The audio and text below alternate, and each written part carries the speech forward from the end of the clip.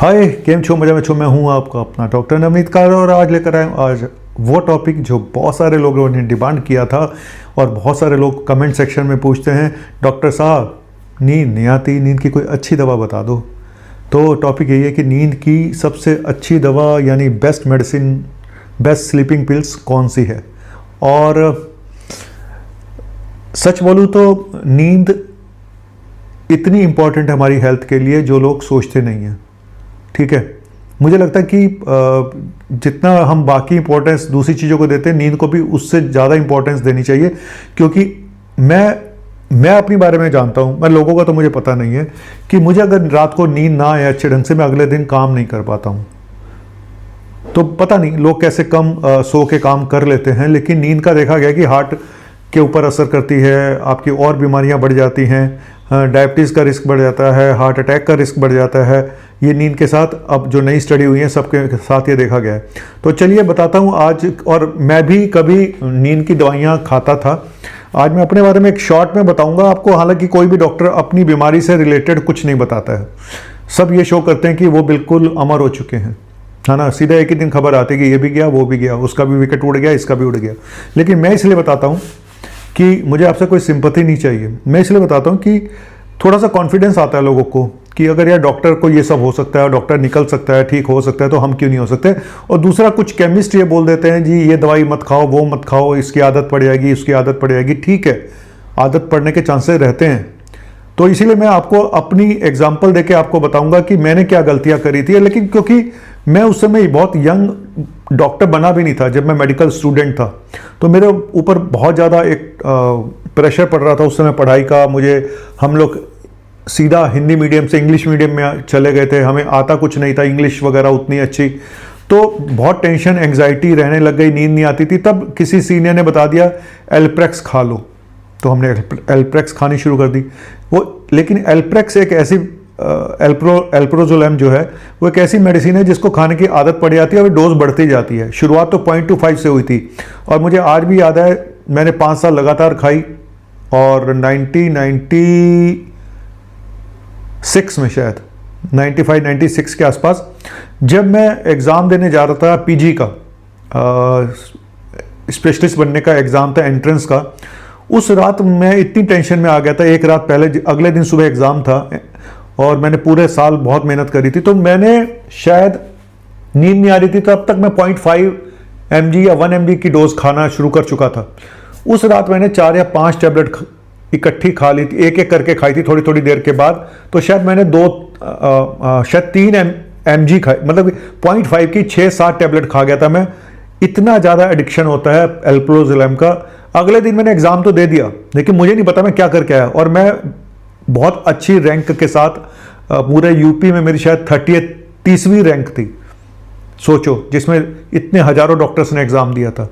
लेकिन मैं बताना चाहता हूं कि एक गलत मेडिसिन का चुनाव आपकी ज़िंदगी बर्बाद कर सकते हैं। मैं निकल तो गया, मैंने वो बंद भी कर दी, कैसे बंद करी वो मुझे ही पता है, आसान नहीं था उसको बंद करना। तो आज यही टॉपिक है। पहली चीज़ तो बेस्ट स्लीपिंग मेडिसिन कौन सी है, को किसके आदत लगने के चांसेस कम हैं, किसके आदत लगने के चांसेस ज़्यादा हैं, किसको छोड़ पाना मुश्किल है, किसको छोड़ पाना आसान है, और किसकी अगले साइड इफ़ेक्ट जिसके कम से कम हो, अगले दिन आपको हैंगओवर नज़र आए, आपको ज़्यादा ऐसा ना लगे यार मैं गफलत में हूँ, मैं काम नहीं कर पा रहा हूँ, और जल्दी एक्शन हो। ये नहीं कि रात को खाई 10 बजे और नींद आ रही है 3 बजे, तो ऐसी दवाई भी बेकार है ना।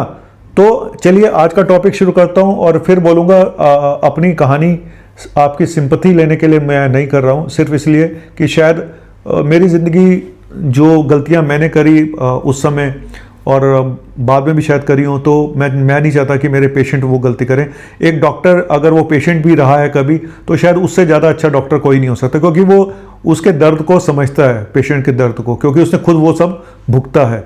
तो चलिए शुरू करता हूँ लेकर प्रभु का नाम। मैं अभी आया, आदत से मजबूर हूँ, लेकिन मैं दूर नहीं हूँ, मैं यूं गया और यूं आया।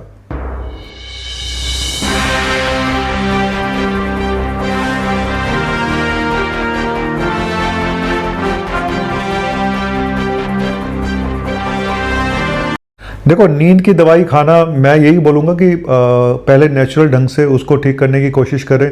मैंने अपने वीडियोस में कई बार बताया कि नेचुरली आप अपनी नींद को कैसे बेटर कर सकते हैं, डाइट में क्या चेंजेस करें, अपने रूम में क्या चेंजेस करें, और सबसे बड़ा जो कल्प्रिट है ना वो है ये आज की डेट में नींद का सबसे बड़ा दुश्मन आपका मोबाइल। ठीक है, बच्चे बूढ़े और जवान पहने यंग इंडिया, तो पहने नहीं, हाथ में पकड़े हुए हैं सब यंग इंडिया, है ना। तो मेडिसिन के बारे में ये बताना चाहता हूँ कि मेडिसिन सब देने से पहले सबसे पहले डॉक्टर को ये पता लगाना जरूरी है कि क्या ये खाली इंसोम्निया है। इंसोम्निया मतलब नींद ना आना, क्या खाली इंसोम्निया है या कोई अंडरलाइंग बीमारी का ये पार्ट है। कोई डिप्रेशन तो नहीं है, कोई एंजाइटी तो नहीं है, कोई और मेडिकल इलनेस तो नहीं है, कोई लिवर किडनी की प्रॉब्लम तो नहीं है, कोई हार्ट की प्रॉब्लम तो नहीं है। कई बार क्रॉनिक मेडिकल इलनेस का एक सिम्टम नींद ना आना भी होता है, और कई बार क्रॉनिक मेडिकल इलनेस से स्ट्रेस इतना हो जाता है ना, तो कि नींद आनी बंद हो जाती है। तो अंडरलाइन कोई और प्रॉब्लम है या नहीं है ये देखना भी बहुत ज़रूरी है। चलिए अब बताता हूँ आपको। देखो, 3 तरह की मेडिसिन जनरली मैं आपको 3 या 4 तरह की दवाइयाँ बताऊँगा नींद की। एक तो वो दवाइयाँ जो ओवर द काउंटर आपको मिल जाती हैं, आप गए और आपने बिना पर्चे के वो दवाई ले ली, है ना। तो एक तो ये दवाई हो गई। दूसरी जो मेन आती है बेंजोडाइजेपिन। ठीक है, ये सबसे बड़ा ग्रुप है दवाइयों का जो बहुत पुराना है, सबसे पुरानी दवाइयाँ। इसमें भी 2 तरह की होती हैं, short acting and long acting. ठीक है, ये मैं बाद में बताऊंगा। तीसरी जो दवा है वो है नॉन बेंजोडाइजेपिन की, नॉन बेंजोडाइजेपिन नहीं है, उसके अलावा जो दूसरे ग्रुप हैं उसकी मेडिसिन है। और चौथा हो गया एंटी डिप्रेसेंट। कई एंटी डिप्रेसेंट दवाइयाँ ऐसी होती है जो नींद भी करती हैं, अच्छी नींद लाती हैं। तो जिनको डिप्रेशन है तो उनको इन्हीं दवाइयों पे रखना चाहिए जिनसे नींद भी आ जाए और डिप्रेशन भी ठीक हो जाए। ठीक है, तो इसीलिए डिप्रेशन की दवाइयाँ सोच के दी जाती है, पेशेंट की हिस्ट्री देख के कि इसको नींद ज़्यादा आती है, कई लोगों को ज़्यादा नींद भी आती है, दिन में भी सोते रहते हैं, या नींद कम आती है ना। तो अलग अलग दवाइयाँ सबकी हैं। तो चलिए शुरू करते हैं आज का टॉपिक और बताता हूँ ओवर द काउंटर मेडिसिन। सबसे पहले ओवर द काउंटर मेडिसिन कौन कौन सी हैं। सबसे पहले मेडिसिन ओवर द काउंटर जो मिलती है मेलाटोनिन है, जिसकी डोज जनरली 3 mg और 5 mg की टैबलेट आती हैं, 10 mg की भी आती है, लेकिन मुझे लगता है 3 to 5 mg सफिशेंट है। मेलाटोनिन एक अच्छी दवा है, लेकिन इसके साथ जो मैंने देखा है कि बहुत ज़्यादा इफेक्टिव नहीं लगती लोगों को, और किसी किसी को सूट कर जाती है क्योंकि एक सप्लीमेंट है, ज़्यादा साइड इफेक्ट नहीं है। तो अगर साइड इफेक्ट के हिसाब से देखूँ तो बहुत अच्छी मेडिसिन है, कि नहीं है साइड इफेक्ट बहुत, और जल्दी छूट भी, आप इसको बंद भी कर सकते हैं जब चाहें। और लोग उसमें भी यूज़ करते हैं, जिसकी किसी की मान लो आज नाइट ड्यूटी है, कभी डे ड्यूटी हो रही है, कभी नाइट हो रही है, तो साइकिल को नॉर्मल करने के लिए भी लोग मेलाटोनिन का यूज़ करते हैं। ठीक है, एक सिडेटिव एंटी हिस्टामिनिक आती है, एंटी एलर्जिक दवाई है, डाइफेनहाइड्रामिन। डाइफेनहाइड्रामिन जो होती है, जैसे कि बेनाड्रिल है, उसी को बोलते हैं। तो ये है तो एक एंटी एलर्जिक, लेकिन ये नींद में भी यूज़ की जा सकती है। मैं बहुत ज़्यादा प्रमोट करता नहीं हूँ इस तरह से मेडिसिन को, लेकिन कुछ लोग लेते हैं बेनाड्रिल को एज ए स्लीपिंग मेडिसिन। और कुछ और तरह की भी दवाइयाँ भी होती हैं, हर्बल सप्लीमेंट होती है, वैलेरियन रूट्स आती हैं, तो वो बस एम ही है, कुछ ज़्यादा मैं उनमें विश्वास करता नहीं हूँ। पता नहीं वो FDA द्वारा अप्रूव भी है नहीं है। तो इसलिए चलिए अगले ग्रुप पे चलते हैं, बेंजोडाइजेपिन पे। ठीक है, अब आते हैं बेंजोडाइजेपिन पे। ये सबसे पुरानी दवाइयाँ हैं जो पिछले काफ़ी सालों से यूज़ की जा रही हैं। ये आपके नर्वस सिस्टम को थोड़ा स्लो करती हैं, रिलैक्स करती हैं, लेकिन इनकी आदत लगने की चांसेस होती है, इनकी डिपेंडेंसी होने के चांसेस रखते हैं, और जब आप इसको छोड़ते हैं तो वापस से सिम्टम विड्रॉल फीचर्स आने के चांसेस रहते हैं। इसमें भी 2 तरह की मेडिसिन आती हैं, short acting and long acting. ठीक है, शॉर्ट एक्टिंग मतलब जो कुछ घंटे के लिए काम करती हैं, लेकिन क्योंकि शॉर्ट एक्टिंग होती हैं और कुछ घंटे के लिए काम करती है, लेकिन एक्शन ये तुरंत करती हैं। इसी में एल्प्रोजोलैम थी जो मैं खाता था, एल्प्रेक्स, तो ये तुरंत काम करती हैं, और लेकिन ज़्यादा लंबे समय तक ये नहीं इफेक्टिव रहती, 6, 8, 10 घंटे तक, और इनके एडिक्शन होने के चांसेस सबसे ज़्यादा होते हैं। तो इसीलिए एल्प्रोजोलैम को मैं बोलता हूँ कि ये ख़राब मेडिसिन है। अभी भी बहुत सारे लोग एल्प्रोजोलैम खाते हैं, अभी भी बहुत सारे डॉक्टर एल्प्रोजोलैम एडवाइस कर देते हैं। कहीं पे अगर कोई दवाई नहीं काम कर रही तो एल्प्रोजोलैम काम कर जाती है, लेकिन एडिक्शन होने के चांसेस ज़्यादा हैं। मैं बोलूँगा बचें, और मैंने एक अपना वीडियो भी बना रखा है कि किस दवा ने मुझे आबाद किया, किस दवा ने बर्बाद किया। पुराना वीडियो है, अब कितनी बार अपनी आबादी और बर्बादी बताऊँ। ठीक, तो मैं आपको बताना चाहूँगा कि लॉन्ग एक्टिंग मेडिसिन, जो लॉन्ग एक्टिंग बेंजोडाइजेपिन है, वो फिर भी थोड़ी सेफ रहती हैं, क्योंकि वो धीरे धीरे काम करती हैं, वो लंबे समय तक काम करती हैं, 24 घंटे तक उनका असर बना रहता है। तो अगर देखा जाए तो लॉन्ग एक्टिंग बेंजोडाइजेपिन ज़्यादा सेफ हैं शॉर्ट एक्टिंग से, जो जैसे मैंने एल्प्रेक्स का एग्जांपल दिया आपको। तो जो लॉन्ग एक्टिंग डाइजेपिन है, उसमें आपकी जो इस समय सबसे ज़्यादा यूज़ की जा रही है वह क्लोनाजिपाम, और दूसरी डाइजिपाम भी इसी ग्रुप में आती है लॉन्ग एक्टिंग में।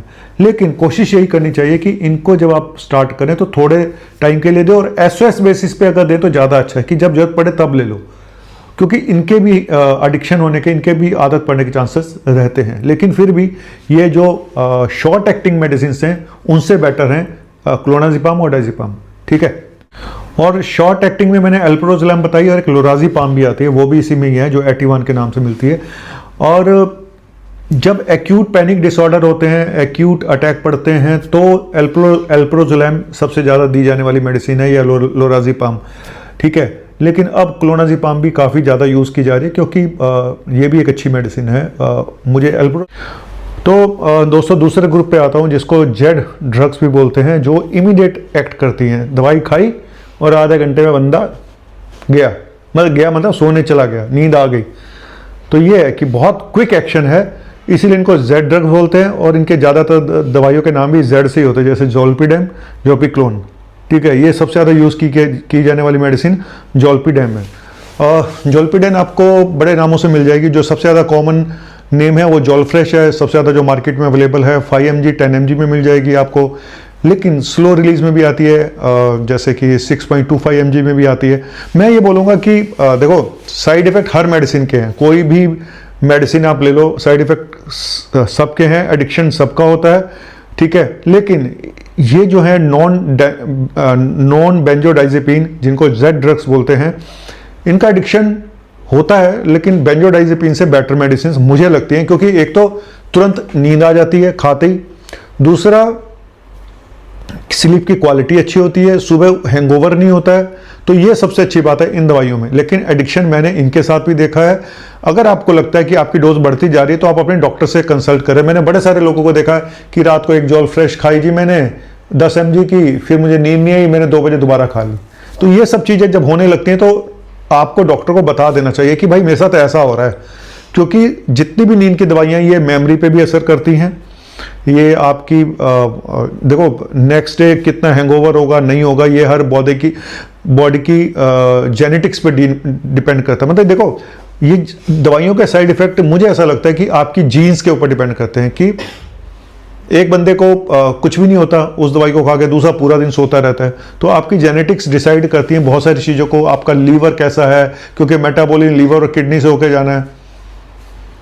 तो मैं साइड इफेक्ट, मैं सच बोलूं तो हर मेडिसिन के किसी के कम, किसी के ज़्यादा, और किसी किसी इंसान को कम आते हैं, किसी को ज़्यादा आते हैं। तीसरे नंबर की दवाई है एंटी डिप्रेसेंट, जो नींद लाती हैं, करती हैं। उनमें सबसे ऊपर जो है एमिट्रिप्टिलिन है, ट्राइसाइक्लिक एंटी डिप्रेसेंट है, ट्रेजाडोन है, ऐसी और भी कुछ दवाइयाँ हैं। और ये डिपेंड करता है पर्सन टू पर्सन कि उसको डिप्रेशन है तो उसको हमने ये दवाई देनी है। उनके भी साइड इफेक्ट हैं, एंटी डिप्रेसेंट के भी साइड इफेक्ट हैं।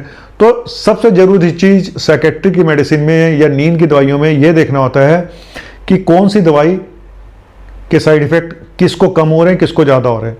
जो आजकल जो हम देखते हैं जिनके साइड इफेक्ट, जो मुझे लगता है कि अगर मैं बेंजोडाइजेपिन में देखूं तो क्लोनाजिपाम के साइड इफेक्ट तो कम है, लेकिन हाँ वो एडिक्शन उसका भी होता है। लेकिन फिर भी क्योंकि क्लोनाजिपाम लॉन्ग एक्टिंग मेडिसिन है, तो क्लोनाजिपाम काफ़ी नामों से आती है, क्लोनाफिट के नाम से आती है, मेलजेप के नाम से आती है, लोनाजेप के नाम से आती है। तो ये दवाइयाँ एक एक्यूट पैनिक डिसऑर्डर में भी देते हैं, एंग्जाइटी में भी देते हैं, नींद के लिए भी देते हैं। तो एक तो इसके साइड इफेक्ट मुझे कम नज़र आते हैं। दूसरी मैंने जेड ड्रग्स जो बताई, उसमें जोल्पिडेम के साइड इफेक्ट सबसे कम नज़र आते हैं, ठीक है। तो मेरी चॉइस ये दोनों ज़्यादा हैं। अगर डिप्रेशन है तो एंटी डिप्रेसेंट देने पड़ेंगे। अब मैं आपको बताऊंगा, और मेलेटोनिन उनके लिए जिनको मेलेटोनिन से अगर नींद आ जाती है, उनको सूट करती है, तो उससे अच्छा तो कुछ भी नहीं है। लेकिन मेलेटोनिन से सबको नींद ज़्यादा आती नहीं है। आजकल मेलेटोनिन और जोल्पिडेम का कॉम्बिनेशन भी आ गया मार्केट में, ठीक है। इन दोनों दवाइयों का कॉम्बिनेशन भी आ गया। तो मेलेटोनिन एक सेफ मेडिसिन है, सेफ सप्लीमेंट है, ठीक है, तो वो आज सूट कर जाए तो उससे ज़्यादा अच्छा तो कोई भी नहीं, और बिना डॉक्टर से पूछे हुए भी आप ले सकते हो 3 mg 5 mg।